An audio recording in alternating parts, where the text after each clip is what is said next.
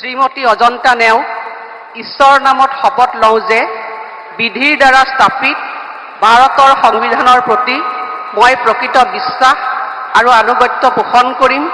মই ভাৰতৰ সাৰ্বভৌমত্ব আৰু অখণ্ডতা অক্ষুণ্ণ ৰাখিম।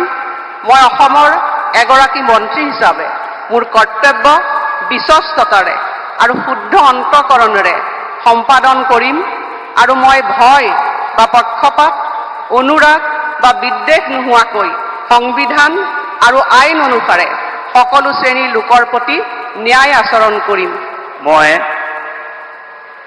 শ্ৰীমতী অজন্তা নেওগ ঈশ্বৰৰ নামত শপত লওঁ যে এগৰাকী অসমৰ মন্ত্ৰী হিচাপে মোৰ কৰ্তব্যৰ যথাযথ সম্পাদনৰ বাবে আৱশ্যক হোৱাৰ বাহিৰে মই এনে বিষয় যি অসমৰ এগৰাকী মন্ত্ৰী হিচাপে মোৰ বিবেচনাৰ বাবে অনা হ'ব বা মোৰ জ্ঞাত হ'ব তেনে বিষয় মই কোনো ব্যক্তি বা ব্যক্তিসমূহৰ ওচৰত প্ৰত্যক্ষ বা পৰোক্ষভাৱে অৱগত বা প্ৰকাশ নকৰিম।